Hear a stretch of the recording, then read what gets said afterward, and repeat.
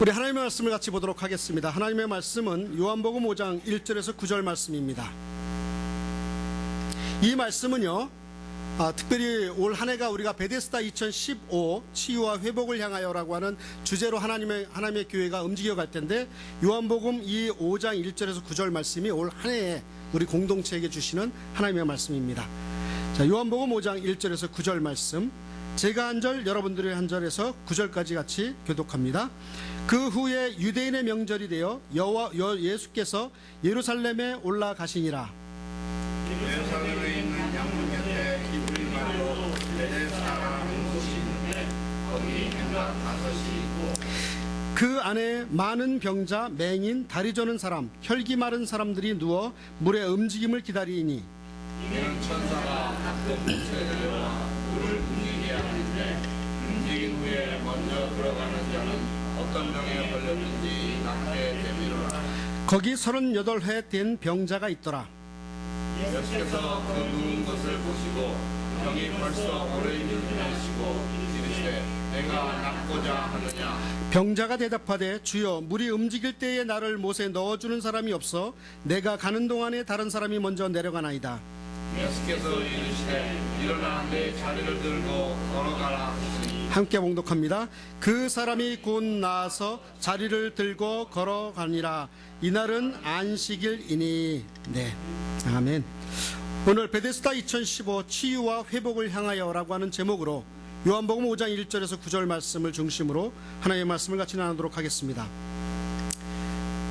우리 현대인들의 모습을 한마디로 표현한다면 몸과 마음이 아픈 환자들의 모습입니다.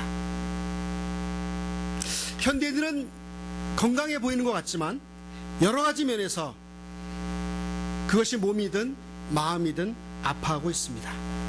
영과 혼과 육이 모두 아픈 병자들입니다. 뉴욕에 생명연장연구소라고 하는 곳이 있는데, 그곳에서 45세 이상 나이를 먹은 사람들 2만 5천 명을 대상으로 조사했더니 단지 20%만이 정상적인 건강을 유지하고 있었다고 합니다. 80%의 사람들이 어딘가 한 곳이, 또 두 곳이, 여러 곳이 아픈 환자들이었다는 것입니다. 그리고 뉴저지에 있는 스탠다드 오일 회사에서 그곳에 근무하는 간부들 340명을 조사했더니 235명이 건강에 이상이 있더랍니다. 또 아픈 235명 중에 192명이 건강에 심각한 지장을 준 정도의 질병을 앓고 있더라는 것입니다. 그리고 한국 사람들 중에요, 12살에서 20살까지의 인구가 약 한 800만 정도가 되는데, 그런데 그 중에 약 40만 명 정도의 젊은 사람들이 갖가지 질병과 아픔을 갖고 있더라고 하는 것입니다. 많은 사람들이 그 질병으로 인해서 약해져 있는 부분 때문에 아파하고 있는 것이 지금 현실의 모습입니다. 어떤 여자분이요, 팔이 아파가지고 견딜 수가 없었어요. 이 팔이 아파가지고. 그래서 병원에 가서 검사를 해봐도 몸에는 전혀 이상이 없다는데 계속해서 팔에 통증이 있는 거예요. 병원에서는 이상이 없다는데 내가 아픈 거예요. 여러분들 그런 경험 있으시죠? 그래갖고 이 사람이 생각도 못해 정신과에 가서 상담을 했습니다. 그래서 이 정신과에서 그 팔이 아픈 그 통증의 원인을 추적해 보니까 무엇이 원인인지 아세요? 이 여인이 자기의 시어머니가 너무 미워서 그 시어머니가 어렵게 할 때마다 그 시어머니를 때리고 싶은 충동으로 그때마다 오른손에 힘이 들어가는 거예요. 힘이 들어가고 그런 충동의 마음이 가득했었대요. 결과적으로 그것이 병의 원인이었대요. 여러분, 그 화가 난 그 성난 그 젖소에서 나온 우유는 마시면 큰일 난답니다. 또 화가 난 어머니의 젖을 아이가 마시면 병에 걸릴 확률이 훨씬 높답니다. 이렇듯 우리가 말하지 않아서 그렇지 이것저것 아파하고 있는 것이 우리 현대를 사는 사람들의 현실입니다.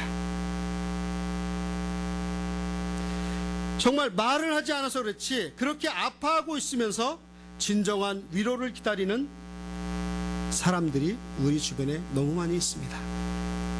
오늘 본문에도 보면 베데스다 연못이라고 하는 곳에는 아파서 신음하는 수많은 사람들이 모여 있습니다. 이 베데스다라고 하는 말 뜻이 뭐죠?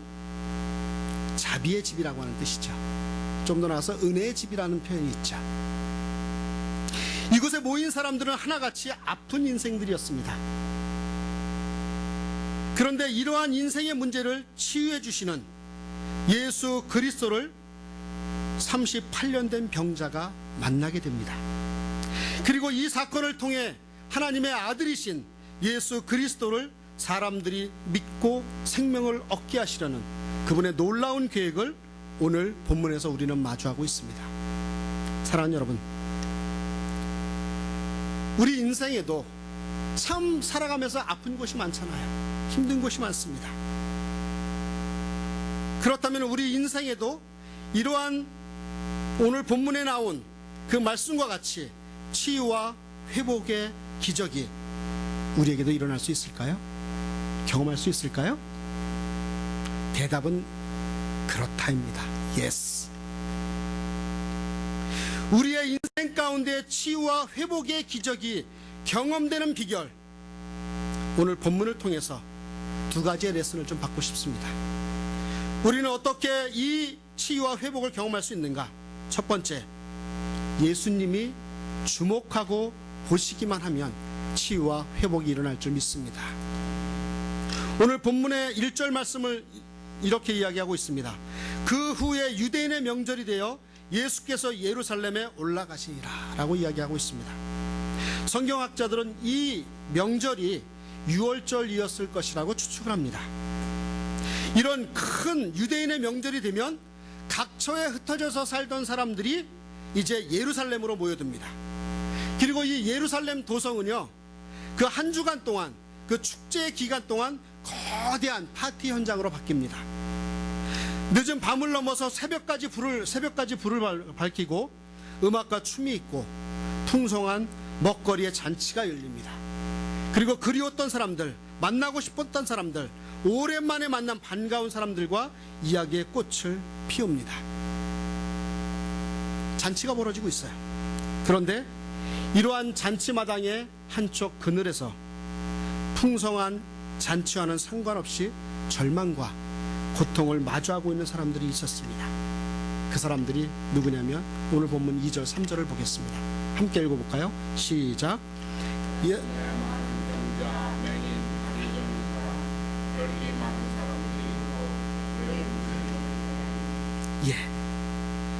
많은 사람, 병자들이 베데스다에 모여 있습니다.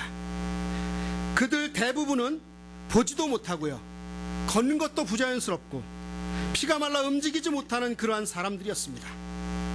옆에선 잔치가 벌어지고 있는데 이 사람들은 그 연못에 모여 있는 거예요. 예수님은 그 잔치에서 소외되어 있는, 세상 사람들로부터 주목받지 못하고 있는 그러한 소외되고 고통 속에 있는 그 사람들을 그 잔치에 찾아가셨습니다.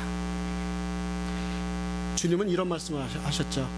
누가복음 19장 10절에 인자가 온 것은 잃어버린 자를 찾아 구원하려 함이라고 이야기했습니다. 그 말씀과 동일하게 그 잔치에서 소외되었고 잃어버린 자를 찾아서 주님은 그 베데스다 연못가에 그 병자들을 만나러 오셨습니다. 그리고 그 연못가에 모여있던 사람들 중에 한 사람을 주목하여 보십니다. 5절 말씀입니다. 거기 38회 된 병자가 있더라. 1년도 아니고요, 2년도 아니고요, 3, 4년, 10년도 아니고요, 수많은 시간을 흘러가서 몇 년이요? 38 38년 된 병자의 그 삶을 살아가는 그 한 사람을 주목하여 보십니다. 그 사람이 얼마나 지치고 절망스러웠을까요? 38년 동안 한번 생각해 보세요.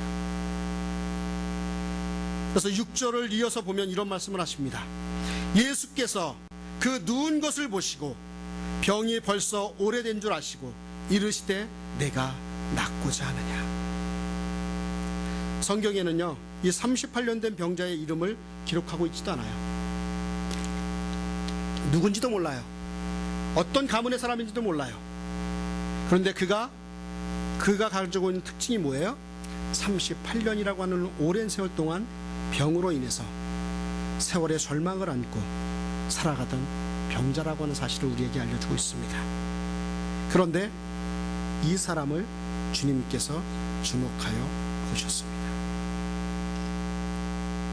만남과 기쁨의 축제가 벌어지던 이 예루살렘 도성의 그늘에서 자비의 집이란 뜻을 가진 이 베데스다 연못만 하염없이 바라보고 있던 한 사람을 주님이 찾아가 주시고 만나 주셨습니다.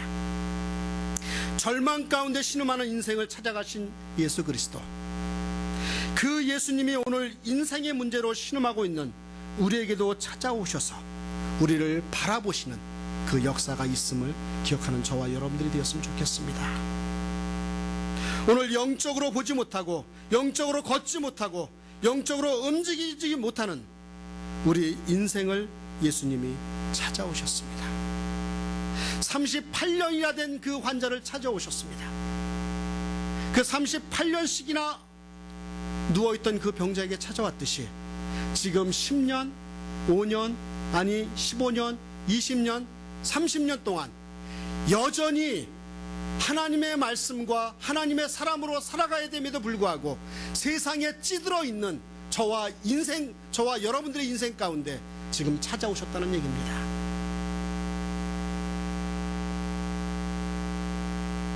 여러분들이 지금 교회 다니신 지 얼마나 되셨어요? 예수를 믿는다고 고백한 것이 얼마나 되셨습니까? 그 인생의 기간 동안에 여전히 38년 된 병자와 같이 베데스다 연못에 엎어져 있는 그런 저와 여러분들의 모습은 없습니까? 그런데 오늘 주님이 우리를 찾아오셔서 우리를 주목하여 보고 있다고 하는 사실, 이것이 저와 여러분들의 축복이 되기를 주의 이름으로 축원합니다. 오늘 예수 그리스도께서 우리를 주목하여 보시기만 하면 우리 인생의 치유와 회복의 시작은 거기에서 시작될 줄 믿습니다. 우리의 인생이 치료받고 변화받고 회복되는 기적이 반드시 올 한 해 동안 일어날 수 있기를 주의 이름으로 축원합니다. 두 번째, 예수님이 말씀만 하시면 치유와 회복이 이루어질 줄 믿습니다.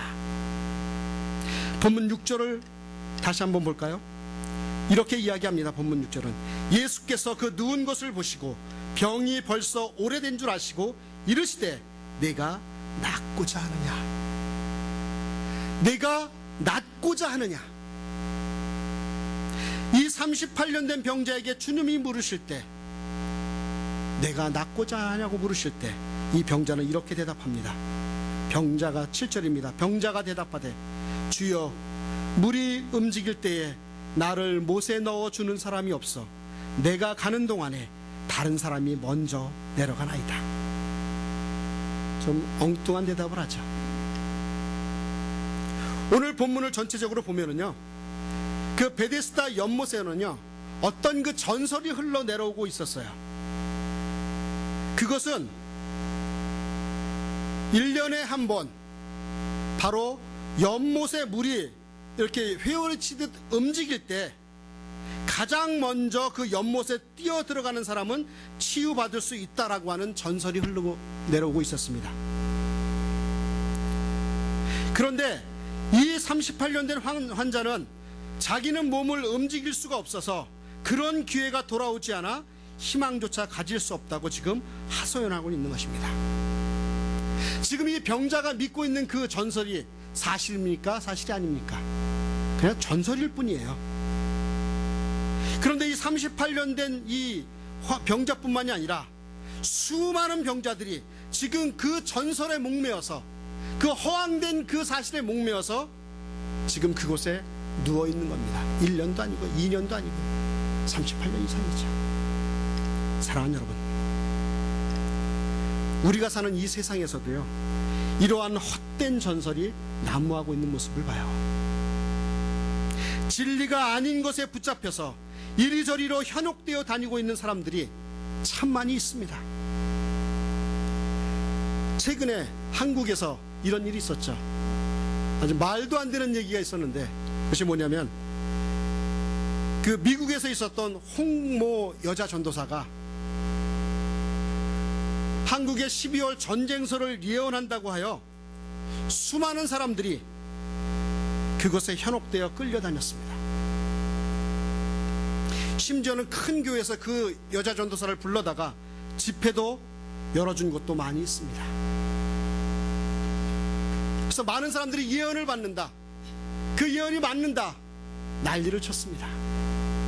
매스컴에서도 관심 있게 많은 것들을 조명했습니다. 12월에 전쟁이 일어난다고요. 그런데 12월에 전쟁 났어요, 안 났어요? 났어요, 안 났어요? 근데 그 12월이 끝나기 전에 이 홍모 이 여자 전도사가 이제 한국에서 미국으로 이제 다시 귀국을 합니다. 그래서 기자들이 그렇게 이야기해, 귀국하는 길에 만약에 전쟁이 안 나면 어떻게 할 것이냐, 당신 어떻게 할 거냐 라고 질문받았을 때 이 여자가 뭐라 그랬는지 알아요? 12월에 전쟁은 날 건데 혹시 전쟁이 안 나면 자기가 기도해서 안 난 것이다, 이런 말을 남기고 미국으로 돌아왔습니다. 참으로 어처구니가 없죠. 근데 세상이 이런 전설을 믿더라니까요. 교회가 이것을 믿더라니까요. 사랑하는 여러분, 우리는 이러한 세상의 소리와 소문 그리고 전설에 유혹되지 말아야 될 줄 믿습니다. 진리에 올바로 서야 될 줄 믿습니다.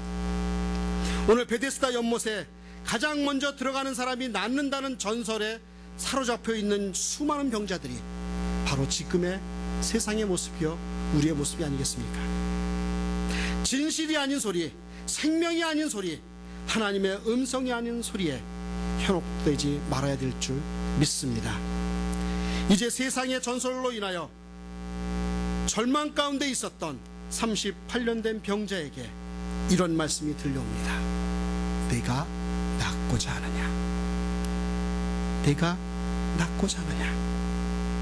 이 예수님의 말씀 한마디로 인하여 절망에 익숙해져 있던 그 환자의 내면의 강에 엄청난 바위가 떨어지듯이 그 파장이 일어나기 시작합니다.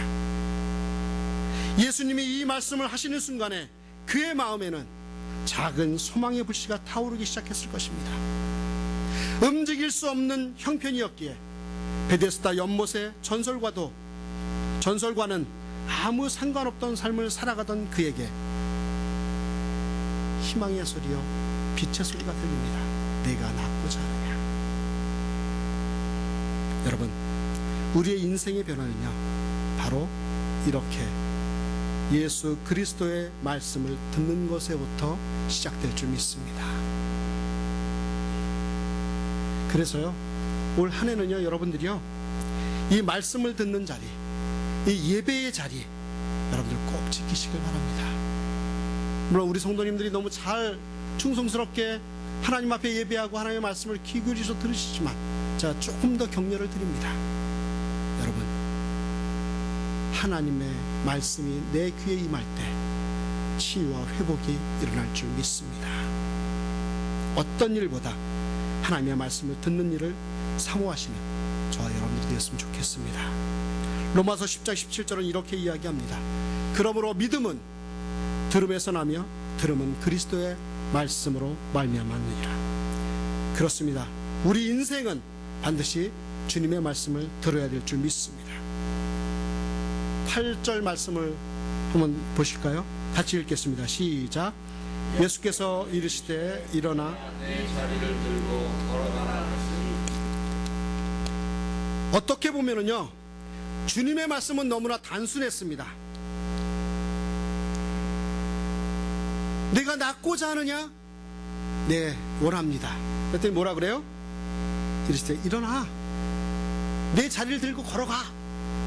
너무나 단순하잖아요. 내가 뭐 어떤 그 침을 맞아라, 약을 먹으라가 아니라 뭐예요? 일어나 걸어가라.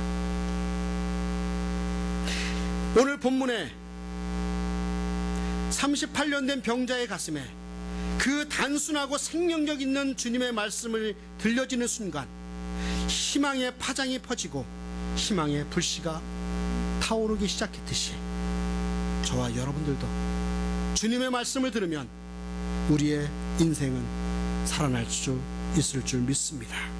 주님의 말씀을 들으면 문제는 치유될 줄 믿습니다. 주님의 말씀을 들으면 인생은 회복될 수 있을 줄 믿습니다.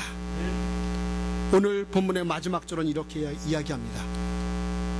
그 사람이 곧 나와서 자리를 들고 걸어가니라. 주님의 말씀이 그를 살리셨습니다. 주님의 말씀이 그를 고치셨습니다. 주님의 말씀이 그를 일어서게 했습니다. 주님의 말씀이 그를 뚜벅뚜벅 걸어가게 하셨습니다. 주님의 생명의 말씀이 선포되는 순간에 죽은 자가 살아나고 38년 된 병자가 일어난 걷기 시작합니다. 요한복음 11장 43절에 우리가 잘 아는 사건이 있죠. 예수님의 사랑하는 나사로가 죽었습니다. 그런데 예수님이 뭐라 그래요? 나사로야 나오라. 그 무덤에서 이야기하니까 배를 동인 채 나사로가 나왔잖아요. 예수님이 말씀하시니 죽었던 생명이 다시 회복됩니다. 죽었던 나사로가 수족을 배로 동인 채 나와 살아나는 역사가 나타났습니다. 사랑하는 여러분, 우리가 이 올 한 해 동안에 이러한 주님의 생명의 말씀을 들어야 될 줄 믿습니다. 그것이 이 강단에서 선포되어지는 말씀이든 여러분들이 큐티를 통해서 읽는 성경 말씀이든 성경 공부를 통해서 들려지는 그 말씀이든 그 말씀, 그 생명의 말씀에 귀를 기울이셔서 우리의 삶이 회복되어지고 치유되는 역사가 저와 여러분들의 생애 가운데 나타나시기를 주의 이름으로 축원합니다. 여러분, 인생에 지금 절망이 있습니까? 무엇이 여러분들을 그렇게 좌절하게 합니까? 아니면 혹시라도 내가 너무 늦었다고 생각하십니까?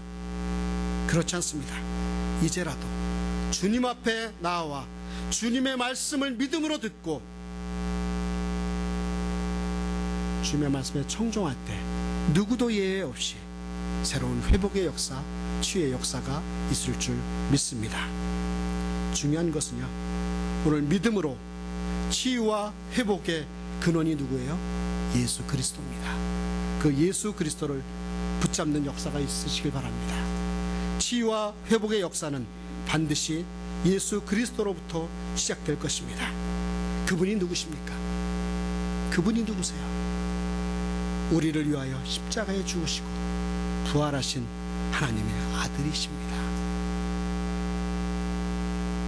그분이 바로 우리의 길 되시고 진리 되시고 생명 되신 주님이십니다. 사랑하는 여러분, 올 한 해 베데스다 2015 치유와 회복을 향해서 우리 공동체는 나아갈 것입니다. 그러나 그 치유와 회복의 가장 근본이, 가장 기본이 누구세요? 근원이 누구세요? 예수 그리스도, 그분 한 분이십니다. 제가 존경하는 이동원 목사님의 그 설교집과 설교를 들으면서 읽었던 예화가 하나 생각이 나서 소개합니다. 이런 비슷한 예화들이 참 많아요. 저도 알고 있는 것이 다른 거 있고, 그러나 이동원 목사님의 소개한 이 예화가 참 저에게 인상이 돼서 다시 한번 여러분에게 소개하면서 설교를 마무리할까 합니다. 버스라고 하는 제목의 뮤지컬이 있습니다. 버스. 이 뮤지컬의 스토리는요, 사실 스위스에서 있었던 실화입니다. 대충 좀 소개하면 이렇습니다. 아주 시끄러운 시골 동네 사람들을 싣고서 산길을 굽이굽이 돌아가던 길에서 버스가 브레이크 고장을 일으킵니다. 한쪽은 깎아지는 절벽이고 한쪽은 낭떠러지입니다. 내리막길이죠. 그래서 내리막 그 낭떠러지를 피해서 내리막길을 간신히 잘 피해 내려왔나 싶었는데 그 브레이크가 고장난 버스의 그 충돌을 완충하기 위해서 쌓아놓았던 그 건초더미가 앞에 있어서 그것으로 이제 운전수가 이제 그것으로 이제 버스를 운전해 내려가고 이제 내려가고 있습니다. 그래서 그 건초더미로 돌진하던 중 버스 기사는 그 건초더미 앞에 서 있는 한 아이를 발견해요. 그러나 그 아이를 피해 가려면 버스 안에 7명의 승객이 타고 있었는데 그 7명의 승객의 목숨을 희생할 수밖에 없는 상황에 직면합니다. 브레이크가 고장난 버스를 이끌고 내리막길을 운전하던 기사는 마침내 버스 승객 7명을 살리기 위해 건초더미 앞에서 버스를 향해 손을 흔들고 있던 한 아이를 희생시키기로 결심을 하고 아이를 넘어가 건초더미 속에 버스를 세우게 됩니다. 그 아이는 그 자리에서 세상을 떠났습니다. 그 한 아이의 희생 때문에 승객 7명과 운전기사 1명의 목숨을 건질 수 있었습니다. 이때 버스에 타고 있던 승객들의 감사의 마음이 얼마나 넘쳤을지, 죽었던 생명이 살아났으니 얼마나 감사했겠습니까? 다른 사람의 희생으로 자신이 살아났다면 그 감동이 얼마나 차고 넘쳤을까요? 그 어린아이에 대한 감사가 얼마나, 애절함도 있었겠지만 감사함이 넘쳤지 않았겠습니까? 그런데요, 이 뮤지컬은 여기에서 끝나지 않습니다. 안도의 한숨을 쉬고 있던 승객들은 이제 버스에서 살아나온 후 감사한 마음도 있었지만 한 가지 더 충격적인 사실을 듣게 됩니다. 자신들을 살리기 위해 버스 기사가 치어 죽인 그 아이가 다름 아닌 그 기사의 친아들이었다는 것입니다. 그래서 그 아이는 그 건초더미 앞에서 자기 아빠가 운전하고 있는 버스를 보니까 너무 반가운 나머지 손을 흔들고 있었던 거예요.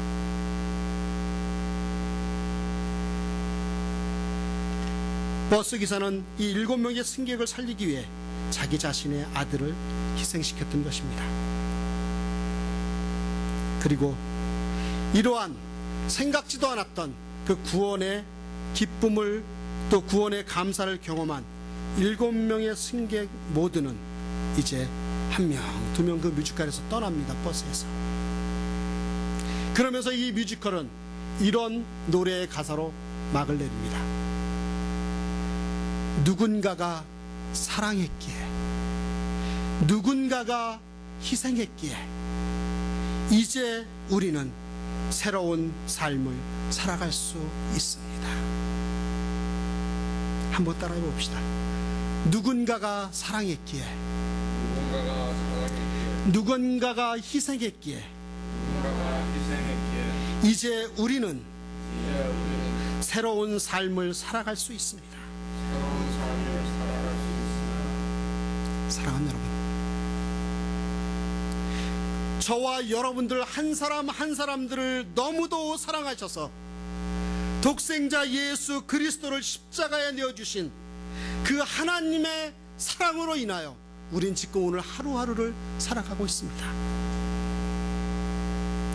십자가에서 죽으시고 부활하신 그 주님이 우리와 함께 하시고 우리와 영원히 동행하시겠다는 축복을 우리는 받았습니다.